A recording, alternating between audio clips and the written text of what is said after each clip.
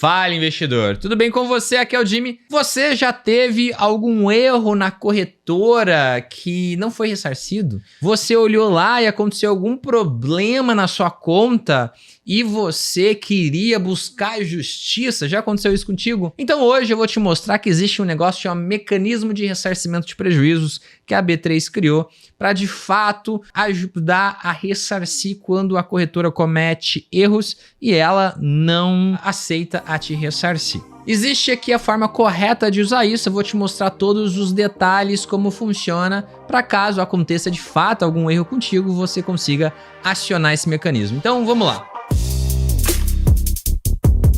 Antes da gente começar, eu vou pedir para você, sim, eu estou mendigando para você um like, é de graça. Faz esse favor, me ajuda, dê um like aí, eu vou te dar um segundo aí para você dar uma clicadinha.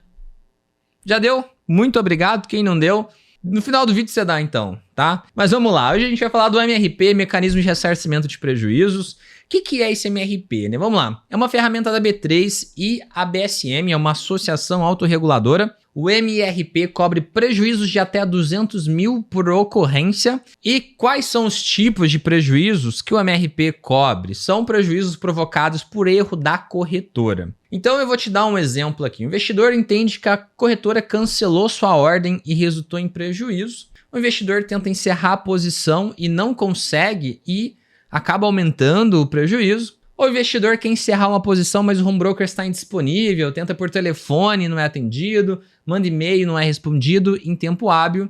O investidor perde uma oportunidade considerada real de obter ganho em uma operação ou evitar um prejuízo devido a uma ação ou omissão da corretora. A corretora vende ações do investidor sem autorização, privando de ganhos com a venda das ações por melhor valor. É importante observar o contrato de risco, né? Porque aqui a pessoa pode estar estourada na conta na corretora e o risco vai lá e zera ela, né? Aí a corretora não está errada não, a corretora está certa. Então todos esses exemplos enquadram situações em que você teoricamente poderia acionar o MRP. Vamos continuar, depois eu vou te mostrar os casos reais do MRP para a gente ter uma noção do que está acontecendo hoje, né? As pessoas que sabem utilizar isso, como que estão sendo feitos esses ressarcimentos e um pouco da característica do brasileiro, né? Muito brasileiro não sabe o que está fazendo ou faz por má fé e acaba tendo seus pedidos negados. Então tem que fazer sentido, você tem que entender o que está acontecendo para pedir esse ressarcimento. Mas vamos lá, como que a gente aciona o MRP? Primeira coisa, você tem que tentar resolver o problema diretamente com a corretora através dos canais de atendimento ao cliente e ouvidoria. Por exemplo, eu sou dono de uma assessoria de investimentos. Eu sou de fato dono, tá? Isso não é uma teoria, isso aí é de fato, eu sou dono da UTM. Se você acha que você está operando comigo e deu algum erro na corretora ou com o meu assessor,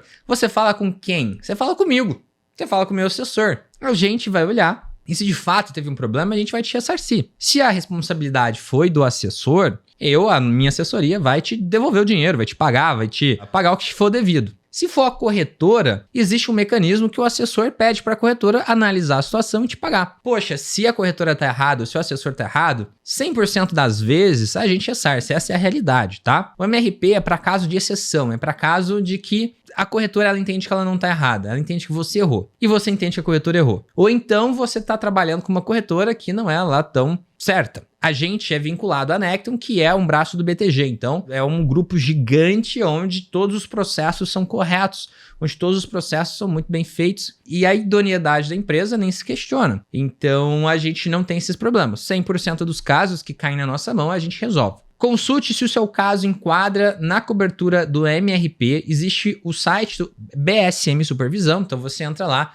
vê se o seu caso enquadra nisso, se você acredita que enquadra. E a corretora falou não para você, a sua assessoria disse não. Entenda bem, a sua assessoria tem que dizer não e a corretora tem que dizer não. Mas mesmo assim você acha que você tem direito. Então aí você abre a sua solicitação no sistema do MRP, você precisa explicar a situação de forma bem clara e objetiva, informando o valor do prejuízo, o que aconteceu, foto, vídeo, documento, você tem que documentar, porque aqui é como se você tivesse...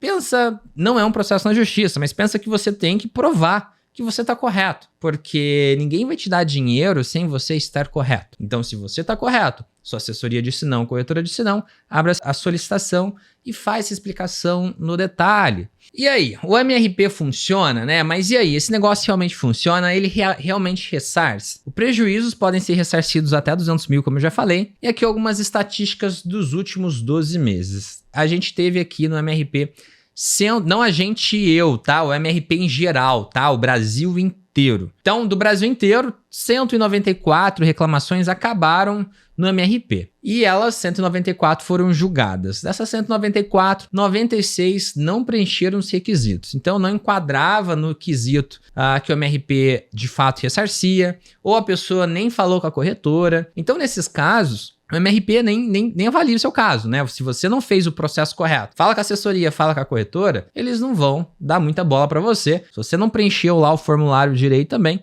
eles não vão dar bola para você. Então, 38 desistiram de prosseguir com a reclamação. Então aqui, entraram com a reclamação, talvez a pessoa percebeu que o erro foi dela, tá? Ou então ela tinha aberto um pedido na corretora e nesse meio do caminho a corretora foi lá e ressarciu. 125 das 194 simplesmente foram julgadas improcedentes. Então dos 194 reclamações, 125 não faziam sentido, tá? Eu tô com uma tabela com os valores e com as reclamações para vocês darem uma olhada. 36 foram recorridos na CVM, a média dos valores reclamados foram R$29 mil e a média dos valores ressarcidos foram R$12 mil. O valor máximo ressarcido, que de fato foi aprovado, foi R$151 mil. Então agora eu vou te mostrar a tabela. Então aqui está a tabela das reclamações. Tem reclamação desde 2023 aqui. A gente tem no total 300 e alguma coisa reclamações nesse período que eu peguei, ó. Deixa eu ver se é 300 mesmo. Aqui, ó. No total deu 329. E o que é interessante, pessoal? Eu ordenei pelas que foram aprovadas aqui, né? Que deram procedência. Dessas 300, 3 deram total procedência, que de fato eles tinham razão. Foram essas reclamações de 3 mil, outra de 30, outra de 252. E aí eles foram ressarcidos no valor integral. Então, de 300, somente 3 estavam completamente corretos. Aqui nos outros, alguns deram parcial procedência, ou seja, o pedido estava correto, mas o valor estava errado, ou então parte do pedido estava correto. E aí você pode ver, a pessoa pediu 2 milhões e ela foi ressarcida em R$151 mil, que foi o maior ressarcimento que tem aqui na tabela. Outros, ó, o cara pediu 600 mil, ele foi ressarcido em R$500.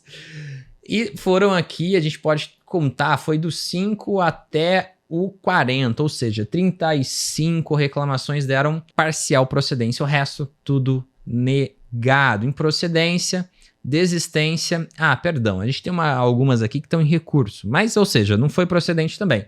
Então, de fato, a gente teve 35 que foram parcialmente, 5 que foram passadas e o resto não. O que a gente aprende de tudo isso, pessoal? Então aqui a gente vê que a partir da 40 para frente, tudo deu negado. Então por que deu negado? Primeiro, as pessoas não estão sabendo usar a ferramenta. Eles precisam primeiro reclamar na assessoria e na corretora. Primeiro ponto é esse. Se você não fez isso, você está errado, não tem que atrapalhar o pessoal aqui. Segundo ponto, você precisa entender o que aconteceu. Se você errou, por exemplo, uma zeragem por risco, a pessoa está estourada, ela faz day trade e é zerada, ela faz muitas vendas de opções ou shorteia a própria ação, isso em quantidades em que o patrimônio dela naquela corretora não dá conta, ela vai ser zerada. Se a pessoa não tem o mínimo de gerenciamento, ela pode ser zerada e aí ela pode achar que está errado. Pode ser que existam erros aqui também, aqui eu não consigo pensar num erro concreto, mas se tiver aqui algum erro real, você precisa entender de fato os valores, se eles realmente erraram e se você já falou com eles para eles resolverem. Então, às vezes a plataforma deu erro e a plataforma tem que ressarcir, isso não vai vir para cá. Então, por exemplo, eu uso a plataforma X, fui fazer uma coisa e a plataforma foi inconsistente. Então, tem que falar com a plataforma.